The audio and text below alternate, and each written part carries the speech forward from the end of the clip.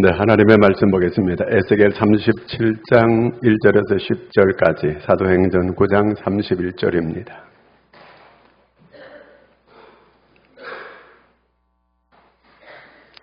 다 같이 우리 함께 같이 읽겠습니다. 여호와께서 권능으로 내게 임재하시고 그의 영으로 나를 데리고 가서 골짜기 가운데 두셨는데 거기 뼈가 가득하더라. 나를 그 뼈 사방으로 지나가게 하시기로 본즉 그 골짜기 지면에 뼈가 심이 많고 아주 말랐더라. 그가 내게 이르시되 인자야 이 뼈들이 능히 살 수 있겠느냐 하시기로 내가 대답하되 주 여호와여 주께서 아시나이다. 또 내게 이르시되 너는 이 모든 뼈에게 대언하여 이르기를 너희 마른 뼈들아 여호와의 말씀을 들을지어다. 주 여호와께서 이 뼈들에게 이같이 말씀하시기를 내가 생기를 너희에게 들어가게 하리니 너희가 살아나리라. 너희 위에 힘줄을 두고 살을 입히고 가죽으로 덮고 너희 속에 생기를 넣으리니 너희가 살아나리라. 또 내가 여호와인 줄 너희가 알리라 하셨다 하라. 이에 내가 명령을 따라 대언하니 대언할 때 소리가 나고 움직이며 이 뼈 저 뼈가 들어맞아 뼈들이 서로 연결되더라. 내가 또 보니 그 뼈에 힘줄이 생기고 살이 오르며 그 위에 가죽이 덮이나 그 속에는 생기가 없더라. 또 내게 이르시되 인자야 너는 생기를 향하여 대언하라. 생기에게 대언하여 이르기를 주 여호와께서 이같이 말씀하시기를 생기야 사방에서부터 와서 이 죽임을 당한 자에게 불어서 살아나게 하라 하셨다 하라.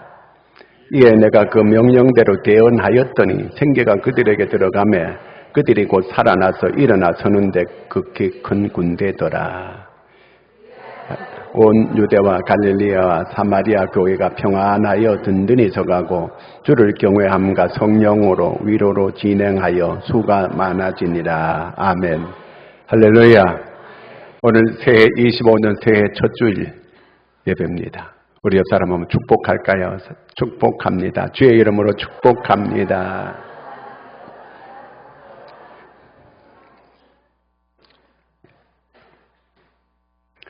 러시아의 알렉산더 솔제니친이라고 하는 사람이 있었습니다. 이 사람이 공산주의 반대 운동을 하다가 지명수배를 받게 됐습니다. 결국은 이렇게 그 솔제니친이 붙잡히게 됐어요. 그래서 강제 수용소로 이렇게 보내지게 됐습니다. 강제 수용소에 가게 되니까 말할 수 없는 고문을 하게 되고 먹는 것도 제대로 안 주고 잠도 제대로 안 재워주고 옷도 제대로 안 입혀주고 너무너무 추워서 견뎌낼 수가 없을 정도로 그 지경이 됐습니다. 이제 가족과도 헤어지게 되고 날마다 중노동에 시달리게 되는데 도저히 견뎌낼 수가 없는 거예요. 그런 가운데 온몸에 암이 다 퍼졌습니다. 이제 일어날 수 있는 기력조차 없어지게 됐어요. 서서히 이제 무너져가는 그런 때였습니다. 그런데 어느 때에 자기가 누가 이렇게 몸을 스치는 이런 기분을 느꼈어요. 그래서 눈을 이렇게 지그시 이렇게 떠보니까 흰 옷을 입은 분이 자기 앞에 떡 나타나 있는 거예요. 그러면서 솔제니친에게 십자가의 성호를 이렇게 그어주었습니다. 그 순간에 자기 몸에 있던 모든 이런 어둠이 다 빠져나가는 거예요. 그 몸에 있던 모든 이런 그 근심과 걱정과 아픔이 다 떠나가게 되는 거예요. 마음이 평안해지게 됐습니다. 고통도 아픔도 다 사라지게 됐습니다. 솔제니친 몸이 회복되기 시작한 거예요. 살아나는 역사가 일어나게 됐습니다. 하나님께서 그를 살려주셨습니다. 그래서 간신히 이제 거기 수용소에서 빠져나오게 되고 자유의 몸이 됐습니다. 미국으로 그는 망명을 떠나게 됐습니다. 그래서 그가 미국 가가지고 그는 거듭나게 됐고 그리고 그는 새로운 삶을 이제 살아나가기 시작합니다. 그래서 노벨 문학상도 받았어요. 하나님께서 그를 살려주셨습니다. 자, 하나님께서는 우리를 살리시는 분이에요. 자, 오늘 이 말씀 내용은 이런 내용입니다. 하나님께서 200여 년 동안에 이 유다 나라에 대해서 계속 선지자를 보내서 경고의 말씀을 보냈습니다. 하나님을 멀리하고 우상을 섬기는 그들에게 돌아오라고, 회개하라고, 돌아오라고 이사야를 보내고 예레미야를 보내고 수십 명의 이 선지자를 보내가지고 계속해서 돌아오라고 외쳤지만 그들은 돌아오지 않았습니다. 그래서 하나님께서 기근을 내리고 그 다음에 여러 가지 자연 환경에 여러 가지 어른 경고를 내리기 시작했습니다. 여러 가지 환난을 그들에게 주었습니다. 그래도 안 돌이키는 거예요. 하나님 도대체 이들을 어떻게 해야 되겠습니까? 그래도 큰 전쟁을 일어나게 해서 아주 이 유다 나라가 완전히 초토화가 되고 유다의 마지막 왕인 시드기야 왕은 두 눈이 뽑혀가지고 이 세사들에 묶여서 끌려가지고 바벨론까지 1000km가 넘는 걸 끌려가지고 가게 됩니다. 거기 가서 그냥 그는 죽게 됩니다. 그 당시에 나라를 대표하는 이런 왕이 이렇게 비참하게 죽게 되고 나라는 완전히 이런 황폐한 이런 나라가 되어버리게 되고 쓸만한 사람들, 걸을 수 있는 제대로 된 사람들은 전부 바벨론에 1차, 2차, 3차, 4차까지 다 바벨론으로 포로로 끌어갔습니다. 남아있는 사람들은 살기 위하여 뿔뿔이 여기저기 다 흩어지게 되어버렸습니다. 자, 이런 지경이 이제 되어버리고 나서 너무 비참한 이런 가운데 이제 에스겔도 바벨론 나라에 붙들려가서 거기서 이제 노예살이하는 가운데 있습니다. 그가 도대체 하나님은 살아계시는 건가? 우리가 지금 이 바벨론 나라에서 이렇게 종살이하고 이런 절망 중에 살아가고 있는 걸 하나님께서 아시기나 하시는 건가? 하나님께서 도대체 이런 가운데 우리와 함께 하시는 건가? 이런 의문이 들기 시작했어요. 그때 하나님께서 이 에스겔을 찾아오게 됩니다. 그러면서 에스겔에게 환상을 보여주게 됩니다. 그 내용이 오늘 우리가 읽은 이 말씀입니다. 그런데 그 환상을 보여주는데 그 에스겔을 이렇게 예루살렘을 보여주는 거예요. 그 예루살렘을 보여주는데 예루살렘 골짜기가 마른 뼈들이 가득히 이렇게 있는 거예요. 마른 뼈가 있다는 거는 거기 누가 죽었다는 그 얘기잖아요. 그렇죠? 죽었기 때문에 뼈가 있을 거 아니에요. 그런데 그러면 죽었어도 사람이 장례를 치기 전부 다 땅 밑에 이렇게 파묻게 되는데 땅에 묻을 사람도 아무도 없었어요. 그러니까 전부 시체가 바깥으로 전부 다 수많은 사람들이 죽임을 당했으니까 거기 누가 묻을 사람도 장례 치를 사람도 없는 거예요. 그러다 보니까 짐승들이 와서 파먹고 독수리가 와서 파먹고 까마귀가 와서 파먹고 그리고 비가 오고 바람이 불고 이렇게 세월이 가다 보니까 뼈가 앙상한 하얀 뼈들이 가득히 이렇게 널려있는 이런 광경을 이제 이 에스겔에게 보여주는 거예요. 자, 뼈가 말랐다는 거예요. 말랐다. 오랜 세월이 지났다는 거예요. 이 뼈가 말랐다는 건 뭘 상징하는 걸까요? 이거는 이스라엘 백성들이, 유다 백성들이 바벨론 나라에 끌려가가지고 거기에서 지금 살아가고 있는데 그들은 소망이 없어요. 그들은 절망 중에 낙심하면서 내일을 생각하지 못하는 거예요. 기대가 없는 거예요. 아무 생각 없이 하루하루 그냥 살아있으니까 움직이는 이런 비참한 가운데 그들이 처해 있다는 걸 보여주는 겁니다. 아무 소망도 아무 기대도 없는 유다 백성들, 그들을 상징하는 것이 바로 마른 뼈라는 거예요. 그들의 상태가 지금 이 지경이라는 거예요.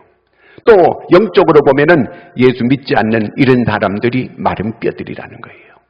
여러분, 예수 믿지 않는 이런 그런 골짜기 어디입니까? 공산주의 사회가 지배하는 거기에는 전부 다 마른 뼈들의 골짜기라고 할 수 있습니다. 영적으로 죽은 인간들이다 그 말이에요.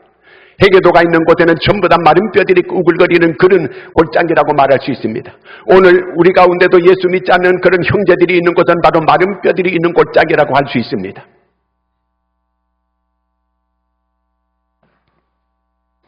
자, 그러면 마른 뼈가 살아난다는 건 뭘 말하는 건가? 하나님의 역사가 있게 되면, 하나님의 은혜가 있게 되면 살아나는 역사가 일어나게 된다는 겁니다.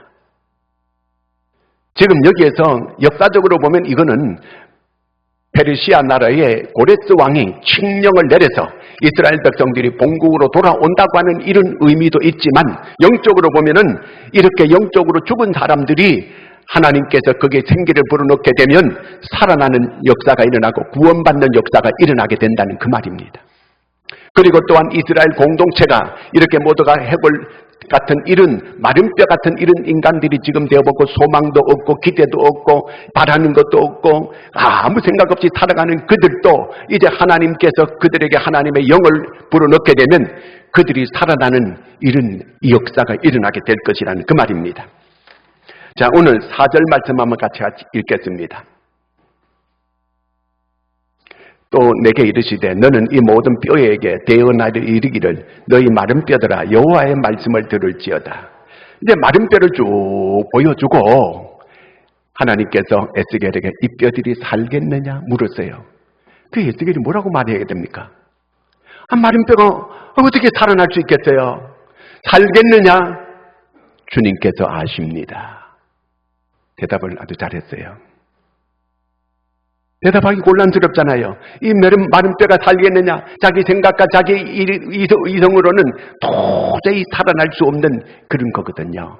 그런데 하나님께서 5절에 이렇게 말씀하십니다. 5절 한번 읽어볼까요? 주 여호와께서 이 뼈들에게 이같이 말씀하시기를 내가 생기를 너희에게 들어가게 하리니 너희가 살아나리라. 하나님께서 생기를 불어넣게 되면 살아나는 역사가 일어나게 된다는 겁니다. 그러니까 생기를 불어넣어야 되는 거예요. 그렇죠? 그러면 우리가 어떻게 해야 된다는 말이에요? 에스겔 보고 어떻게 하라는 얘기예요? 대언하라는 얘기예요. 6절 같이 읽겠습니다. 너희 위에 힘줄을 두고 살을 입히고 가죽으로 덮고 너희 속에 생기를 넣으리니 너희가 살아나리라. 또 내가 여호와인 줄 너희가 알리라 하셨다 하라. 이렇게 마른 뼈들에게 이제 이 에스겔 보고 네가 하나님의 말씀을 대언하면 이제 어떤 역사가 일어나느냐 하면은 너희 위에 힘줄을 두고 살을 입히고 가죽으로 덮이고 속에 생기를 넣으리니 너희가 살아나리라. 따라하겠습니다. 살아나리라. 여러분 살아나기를 축원합니다. 영적으로 소생하는 역사가 일어나기를 바랍니다.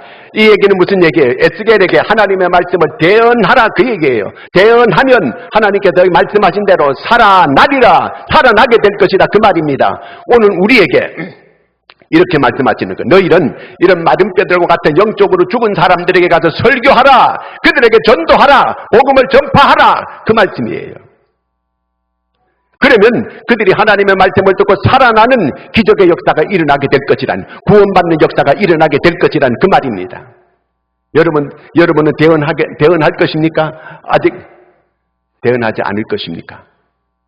대언하라는 거예요. 그래서 이제 이 에스겔에게 하나님의 말씀을 대언하면 살아난다고 이렇게 하나님께서 말씀하셨어요.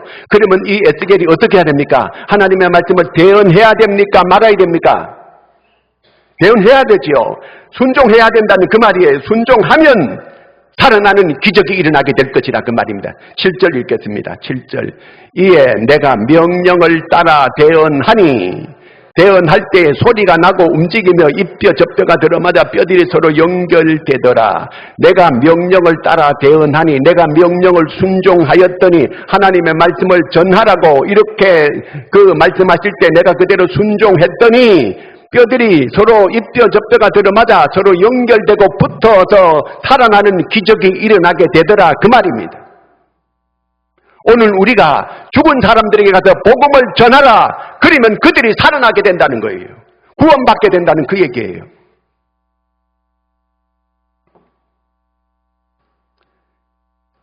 나사로가 죽었어요. 예수님께서 나흘 만에 그 나사로 집에 찾아갔습니다. 마르다 마리아가 예수님께서 늦게 오셨다고. 예수님 계셨더라면 오레베가 살할 수 있었는데 오레베 죽은 지가 지금 나흘이 됩니다. 왜 이제 오시는 것입니까? 너무너무 그들이 슬퍼하는 거예요. 예수님께서 네 오레비가 살리라.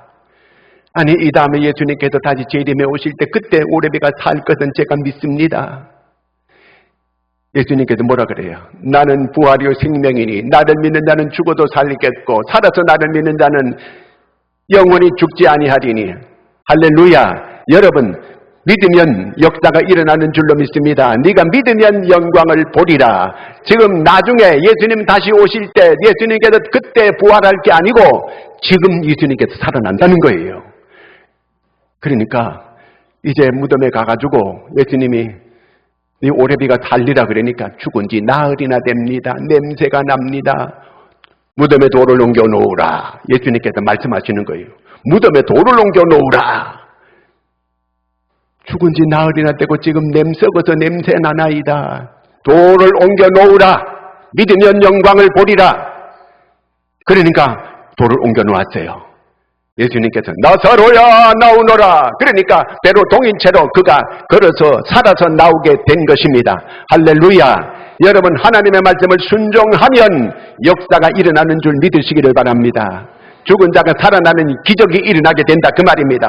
오늘 우리가 하나님의 말씀을 이렇게 믿지 않는 그 영혼들에게, 죽은 뼈와 같은 그런 사람들에게 복음을 전하게 되면, 말씀을 순종하면, 우리가 그들에게 말씀만 대언하면 그 죽은 영혼들이 살아난다는 거예요. 구원을 받게 될 것이라 그 말입니다. 자, 그 다음에 8절 같이 읽어보겠습니다. 내가 또 보니 그 뼈에 힘줄이 생기고 살이 오르며 그 위에 가죽이 덮이나 그 속에 생기는 없더라. 그 사람이 살아났어요. 이제 이 힘줄이 돋고 그 다음에 살이 붙고 가죽이 덮이고 이렇게 사람이 살아났어요. 그런데 그 속에 뭐가 없어요? 생기가 없더라. 생기가 없더라는 거예요. 그러면 어떻게 해야 돼요? 생기에게 대응하라는 거예요. 또 생기에게 대응하라는 겁니다. 여기서 생기는 뭘 말하느냐? 바람이고, 생기는 바로 호흡을 말하는 거고, 여기서 바람은 성령을 말하는 거예요. 성령께 기도하라 그 말입니다. 성령이여 임하소서. 이렇게 하게 되면 성령이 임하게 되고, 성령이 임하게 되면 그 뼈들이 서로 생기가 이제 그 생기가 불어넣으면 이제 움직이는, 그야말로 사람이 된다는 그 말입니다. 하나가 부족했는데 생기가 없다는 거예요. 9절 같이 읽겠습니다.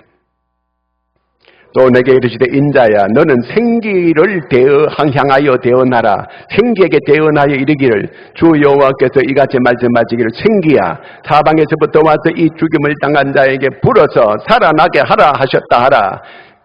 대언하라는 거예요. 성령께 대언하게 되면, 성령께 기도하게 되면, 성령이 임하게 되면 이제 그가 온전하게 살아나는 온전한 사람이 되어지게 된다는 그 말이거든요. 이게요. 여러분, 사람이 스스로 자기 노력해가지고 변화되는 절대로 변화 안 돼요. 내가 돌을 닦게 되면 이렇게 변화될 것이다. 절대로 그렇지 않습니다. 성철 스님 같은 사람은 그 몇십 년을 앉아서 이렇게 눕지도 않고 앉아서 날마다 잤어요. 앉아서. 그 돌을 닦는다고 닦았지만은 자기 죄 문제가 해결이 안 됐어요. 내 죄가 저 수미산보다 높다는 거예요. 그래서 나는 천길만길 지옥으로 떨어진다 그러면서 그렇게 죽고 말았습니다. 자기가 인간의 죄 문제가 해결이 안 되더라 그 얘기거든요. 그러니까 성령이 임하면 여러분 생명의 역사가 일어나게 됩니다. 살아나는 역사가 일어나게 됩니다. 성령이 임해야 돼요. 성령이 임하면 여러분 3,000명이 베드로가 설교하니까 3,000명이 회개하고 예수 믿는 구원받는 역사가 일어나게 된 것을 믿으시기를 바랍니다. 그래서 오늘 이 마른 뼈 같은 그런 이 사람들도 하나님의 성령이 임하게 되니까 그들이 모두가 다 군대가 되는 이런 기적이 일어나게 됐다는 그 말입니다. 성령의 바람이 불어야 돼요. 오늘 한국교회에 성령의 바람을 불게 되면 한국교회는 다시 소생하고 부흥하는 역사가 일어나게 될 것입니다. 하나님께서 이 민족에 성령의 기름을 붓게 되면 이 민족이 다시 새로워지는 기적이 일어나게 될 것을 믿으시기를 바랍니다. 하나님의 성령의 바람을 불려 일으켜야 되는 거예요. 그러면 새롭게 되는 역사가 일어나게 되는 것입니다. 그런 오늘 여기 본문이 이 하나님께서 이런 약속을 미리 다 해주셨어요. 약속을 해줬는데 어떤 약속이냐면 앞으로 성령이 임하게 될 것이고 성령이 임하게 되면 이제 모든 살아나는 역사가 일어나게 되고 이스라엘이 회복되고 이스라엘이 다시 번영하고 이스라엘이 다시 수가 많아지는 그런 기적이 일어나게 될 것이라 그렇게 말씀하셨어요. 하나님께서 그거는 하나님이 계획하신 것입니다. 자, 36장 36절 에스겔 36장 시작. 너희 사방에 남은 이방 사람이 나 여호와가 무너진 곳을 건축하며 황폐한 자리에 심은 줄을 알리라. 나 여호와가 말하였으니 이루리라. 하나님께서 말씀하시면 그대로 이루어지게 된다 그 말이에요. 하나님께서 이렇게 이제 앞으로 이 유다 나라가 회복되고 이 유다 나라가 앞으로 번성하고 수가 많아지는 이런 역사가 일어나게 된다는 그 얘기거든요. 그런데 그것도 하나님께 기도해야 그렇게 이루어진다는 거예요. 36장 37절 읽겠습니다. 주 여호와께서 이같이 말씀하셨느니라. 그래도 이스라엘 족속이 이같이 자기들에게 이루어 주기를 내게 구하여야 할지라. 내가 그들의 수요를 양떼같이 많아지게 하되, 여기 보면은 주 여호와께서 이같이 말씀하시되 그래도 이스라엘 족속이 이같이 자기들에게 이루어 주기를 구하여야 한다, 그 말입니다. 하나님은 이런 놀라운 계획을 가지고 있어요. 이스라엘이 부흥되고 이스라엘이 소생하고 이스라엘이 번영하고 이스라엘이 회복되는 거 하나님의 계획을 가지고 있어요. 그래도 너희가 내게 구하여야 하나님께서 이루어진다고 이렇게 말씀하시는 거예요. 하나님은 내게 개개인적으로 계획을 다 가지고 계시는 거예요. 놀라운 계획을 다 가지고 계십니다. 그래도 하나님께 구하여야, 기도해야 하나님께서 들어주신다, 그 얘기입니다. 그런데 하나님은 엄청나게 내게 많은 복을 예비하고 준비하고 다 이렇게 내 문제를 해결할 거 다 가지고 계시는데 문제는 내가 구하지 않는 거예요. 여러분, 구하지 않는 거는 죄요. 기도하지 않는 거는 죄요. 왜 죄요? 교만하기 때문에 교만죄를 범하는 거예요. 하나님은 구하면 준다고 약속했는데 안 구하는 거예요. 왜? 왜 안 구합니까? 내 힘으로 내 능력으로 얼마든지 살 수 있다고 그렇게 믿기 때문에 하나님께 안 구하는 거예요. 그래서 기도하지 않는 사람은 교만한 사람이에요. 왜? 내 능력으로 내 힘으로 얼마든지 내가 잘 살아갈 수 있다, 이거 아닙니까? 하나님은 나에게 대한 모든 계획을 다 가지고 계시는데 그래도 하나님이 구해야 이루어진다는 거예요. 이스라엘이 회복될 거 하나님이 다 알고 있어요. 다 계획을 다 가지고 계세요. 그래도 구하여야 할지니라. 이루어 주시겠다는 그 말이에요. 영적으로 죽은 자들입니다. 영적으로 죽은 백성들, 이제 우리의 책임이 뭐예요? 우리의 책임, 말씀을 대언하는 거예요. 저와 여러분의 책임이 뭡니까? 하나님의 말씀을 대언하라는 거예요. 성령의 도움을 구하라는 거예요. 그럴 때에 하나님께서 생기를 불어넣어 주신다는 거예요. 이제 그들이 죽은 시체가 아니라는 거예요. 그들이 살아나서 큰 군대가 될 것이라는 그 말입니다. 헤아릴 수 없는 큰 군대가 되어지게 될 것이라 그 말입니다. 성령이 임재하면 부흥하는 역사가 일어납니다. 성령이 임하게 되면 마른 골짜기 뼈들이 살아나는 역사가 일어나게 된다는 것입니다. 오늘 10절 말씀 같이 읽겠습니다. 이에 내가 그 명령대로 대언하였더니 생기가 그들에게 들어가매 그들이 곧 살아나서 일어나 서는데 극히 큰 군대더라. 이제는 그들이 시체가 아니라는 거예요. 이제는 그들이 무기력한 자들이 아니라는 거예요. 생기가 그들에게 들어가매 살아나서 큰 군대더라는 거예요. 강력한 이제 그런 힘을 이제 발휘할 수 있는 그런 이제 군대가 되더라, 그 말입니다. 오늘 설교 제목이 뭔지 알아요? 요 밑에 쓰여 있네, 요 밑에. 이거는 제가 지은 게 아니고 우리 총회의 올해 주제예요. 그래서 우리 교회도 그대로 그냥 따라 하는 거예요. 설교만 제가 그냥 다르게 하는 것 뿐이에요. 자, 그래서 총회 주제되는 성경 구절이 사도행전 9장 31절이에요. 시작.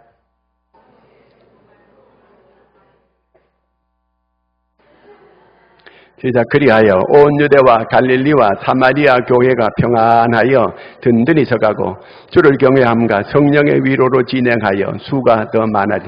자, 여기 보니까 온 유대와 갈릴리와 사마리아 교회가 어떻게 된다고요? 평안하여 든든히 서가고. 여러분, 성령이 임하게 되면, 성령이 충만하면 교회가 든든히 서가고 평안하게 될 줄로 믿으시기 바랍니다. 여러분, 교회가 혼란스럽고 교회가 어려워지게 되면 각 가정도 개인도 다 힘들어지고 어려워지게 돼요. 교회가 평안해야 돼요. 여러분, 이 나라가 평안해야만 온 백성들도 평안해지게 될 수가 있습니다. 그러므로 우리는 여러분, 이 성령이 임하게 되면 교회가 평안해지고 든든히 서가게 된다는 거예요. 반대로 뒤집어 놓게 되면 성령이 소멸하고 성령이 임재가 없게 되면 서로 싸움이 일어나고 분열이 일어나게 되고 교회가 갈라지게 되고 서로 원수처럼 이렇게 대하게 됩니다. 그러므로 교회는 성령 충만한 교회, 그래서 평안한 교회 우리가 되도록 그렇게 기도해야 될 것을 믿으시기 바랍니다. 자, 그 다음에 계속 보여줘봐요. 그 다음에 주를 경외하며, 지우지 말고요. 아까 그거 사도행전 9장 31절 그냥 둬요. 교회가 평안하여 든든히 서가고, 그 다음에 뭐예요? 주를 경외함과. 주를 경외하다는 것은 공경하고 두려워한다 그 얘기예요. 정말 하나님을 두려워하면 세상 두려워할 것 없어요. 하나님을 두려워하고 하나님을 공경하라 그런 얘기고, 그 다음에 성령의 위로로 진행하여, 성령의 위로가 있다는 거예요. 성령이 내게 가득하게 충만하면 내 마음에 성령이 나를 위로해줘요.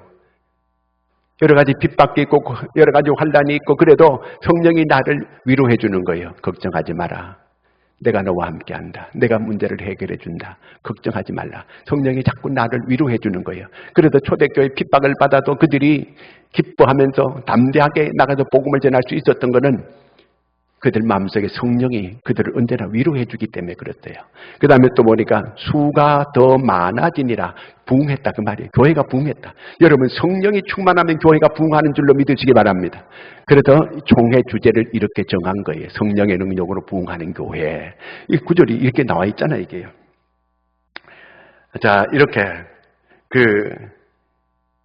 예루살렘 해골의 골짜기가 이제 크게 부흥하고 회복되고 번영하는 이런 역사가 오게 되는데, 이제 그것도 기도하면 이루어 주겠다 그렇게 약속했거든요. 할렐루야 캡틴이라고 하는 책이 있어요. 그 신일덕 장로님 얘기인데, 이분이 대한항공에서 30년 동안 기장 노릇을 했어요. 기장이 뭔지 알지요? 비행기 운전수, 비행기 조종사예요. 근데 아주 수석 그런 그 조종사였어요. 근데 이분이 비행기를 이제 자기가 운행해가지고 갈 때, 신일덕 기장입니다. 할렐루야! 그냥 할렐루야 하고 신일덕 기장입니다. 오늘 여러분, 우리가 탄 이 비행기는 하나님께서 동승하고 계십니다. 여러분 모두가 다 평안한 여행 되시기를 바랍니다. 이렇게 인사를 딱 해요. 그 누가 뭐라든지 말든지 그냥 무조건 이렇게 하는 거예요. 근데 이분이 이제 사이판으로 이제 결혼하는 31쌍 일반 승객 150명 태우고 사이판을 이렇게 가서 15분 전에 이제 착륙하려고 하는데, 유압기에 이게 동체가 바퀴가 내려와야 되는데 바퀴가 내려오는 거예요. 고장이 나가지고. 그래서 그거 하나님께 기도하는 거예요. 그냥 부기장한테 조종기를 맡기고 자기는 밑에 내려가서 꿇어 엎드렸어요. 하나님, 제가 장로고 제가 예수 믿는 기장 아닙니까? 제가 이 운행하는 이 비행기가 사고 나가지고 이렇게 비행기 바퀴가 내려오면 동체로 착륙해야 되는데, 동체로 착륙하게 되면 이제 비행기 불이 날 수 있고, 불이 나게 되면 많은 사람이 죽게 되고, 이렇게 되면 예수 믿는 저는 죽어도 괜찮지만 하나님의 영광이 가리워지게 됩니다. 하나님 이렇게 하면 하나님의 큰 영광 가리우는 겁니다. 하나님, 그러므로 하나님 바퀴가 내려오게 해주시고 안전하게 이렇게 착륙할 수 있게 도와주시기 바랍니다. 그리고 기도 딱 하고 난 다음에 부기장한테 그냥 이렇게 그 수동으로 바퀴를 내려라 명령을 했어요. 그러니까 이렇게 딱 내리는데 한쪽이 딱 바퀴가 내려오는 거예요. 그 다음에 또 한 개 딱 내리면 또 한 개 내려오는 거예요. 그래가지고 비행기가 무사히 이게 내려올 수 있게 됐어요. 이제 그가 기도할 때 하나님께서 자기한테 뭔가 붕 뜨는 느낌을 주더래요. 그러면서 하나님의 음성이 들렸는데, 두려워하지 말라. 내가 너와 함께함이니라. 놀라지 말라. 나는 너의 하나님이 됨이니라. 내가 너를 도와주리라. 내가 너를 오른손으로 굳게 붙들리라. 이런 음성을 딱 들었어요. 그렇게 해가지고 바퀴가 내려오게 되고 무사히 안착을 잘하게 됐어요. 그런데 이 부기장이, 기장님, 진짜 기도해가지고 바퀴가 내려왔을까요? 이렇게 묻는 거예요. 야, 이 사람아 지금 보고도 못 믿나? 하나님께서 이렇게 우리를 살려준 거야, 하나님께서. 그렇게 해가지고 이제 걔네 방송을 했어요. 여러분, 하나님께서 우리에게 이렇게 비행기 바퀴가 내려오게 해가지고 우리가 무사히 안착하고 내려올 수 있게 됐습니다. 그랬더니 막 안에서 그냥 그 비행기 안에서 부둥켜 안고 감격해가지고 그냥 너무너무 놀랍더라는 거예요. 하나님께서 그렇게 음성을 들려주고 하나님께서 이렇게 무사히 안착을 잘 할 수 있게 만들어 주었다는 거예요. 여러분, 살리는 분은 하나님인 줄로 믿으시기 바랍니다. 우리 이성으로 내가 판단하고 내가 인간적으로 생각하고 불가능하다고 이렇게 생각하고 그러면 안 되는 거예요. 여러분, 이스라엘 백성들이 소망도 잃어버리고 절망 가운데 그렇게 있게 될 때 하나님께서 그들에게 희망과 소망을 주는 말씀이 오늘 말씀이에요. 금년 한 해 여러분, 우리 앞날이 여러 가지 어려울 것 같이 보여지지만 하나님은 우리와 함께 하십니다. 하나님이 함께 하시면은 능치 못할 일이 없는 줄로 믿으시기 바랍니다. 반드시 우리는 일어날 것입니다. 반드시 이 민족은 다시 잘 될 것입니다. 믿으시기를 바랍니다.